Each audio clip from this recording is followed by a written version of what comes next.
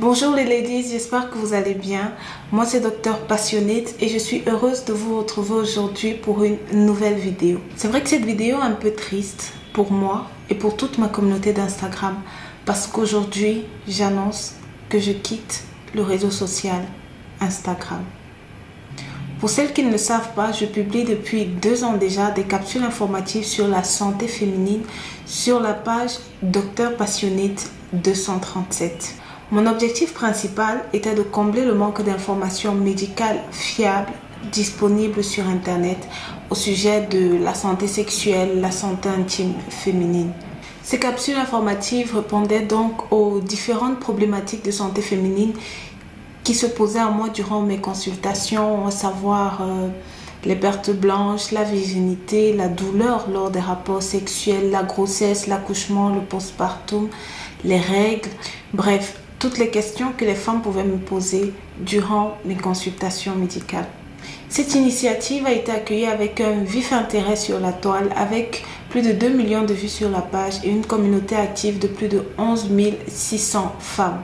Si vous faites partie de la grande communauté Dr Passionate sur Instagram, je vous dis merci. Merci parce que durant ces 2 dernières années, j'ai été plus qu'épanouie. Cette activité regroupait à la fois ma créativité, ma soif de transmettre et mon attachement à la cause féminine. Cependant, ces dernières semaines, il y a eu un enchaînement de micro-événements qui me font remettre ma présence sur ce réseau social en question. Rassurez-vous, il n'y a rien de grave, seulement les 5 raisons que je vais vous présenter tout de suite. La première raison, c'est qu'il y a eu un changement majeur dans ma vie quotidienne. C'est qu'en tant que médecin fonctionnaire pour l'État du Cameroun, j'ai été affectée à un nouveau poste de service. Donc pour la petite histoire, je suis médecin depuis bientôt 4 ans et depuis 3 ans, j'exerce en tant que médecin fonctionnaire pour l'État du Cameroun. C'est une fonction qui vient avec ses difficultés et ses contraintes, parmi lesquelles être affecté sur toute l'étendue du territoire national. Donc, ça n'a pas entraîné un changement majeur dans ma vie de famille, dans le sens où il m'aurait fallu déménager pour une autre ville ou bien une toute autre partie du pays.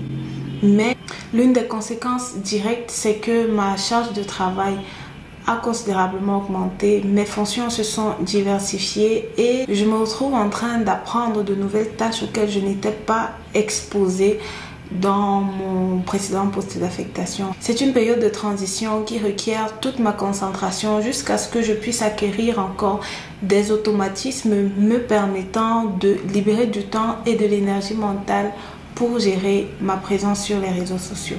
La deuxième raison, ce sont les mises à jour d'Instagram. Ces 3 derniers mois, le réseau social Instagram a fait plusieurs mises à jour successives qui ont complètement changé la donne de ce que je maîtrisais sur le réseau.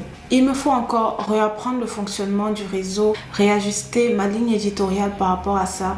Et actuellement, je n'ai tout simplement pas le temps matériel nécessaire pour me consacrer à cela. La troisième raison, ce sont les glitches d'Instagram. C'est-à-dire que pendant qu'il faisait ces mises à jour consécutives, l'application a plusieurs fois bugué sur des fonctionnalités que je considère indispensables pour l'activité que j'exerce sur Instagram.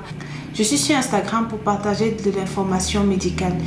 Et si cette information médicale que j'ai pris du temps à créer, à concevoir, n'est pas publiée auprès de ma communauté, j'ai l'impression que le travail et l'effort mis derrière n'atteignent pas leur cible. Le deuxième bug qu'il y a eu, c'est au niveau des messages privés. Depuis près de 3 mois, je n'arrive pas à avoir accès de façon fluide à mes conversations privées sur Instagram. Parfois, des messages disparaissent, parfois des personnes me disent m'avoir écrit alors que je n'ai rien reçu. Parfois, je vois que j'ai de nouveaux messages et une fois que j'ouvre la partie des messages privés, je n'arrive pas à cliquer sur ces messages. Ça rend toute la communication autour de la santé intime et auprès de ma communauté difficile sur ce réseau social-là. J'espère qu'ils pourront corriger ces bugs bientôt, mais pour le moment, c'est un peu un frein à l'objectif pour lequel je suis sur ce réseau social. Donc la 4e raison, c'est la TikTokerisation d'Instagram. Je ne sais pas si ça se dit comme ça, mais Instagram actuellement est en train de... On dirait qu'ils sont dans une bataille continuelle pour ressembler à TikTok. Parce qu'Instagram, c'est le seul réseau social aujourd'hui qui nous permet d'avoir une interaction fluide et constante avec notre communauté. Et c'est quelque chose que les autres ne proposent pas. Et d'après moi, c'est une des forces d'Instagram. C'est ce sur quoi il devrait s'appuyer plutôt que de chercher à ressembler à TikTok.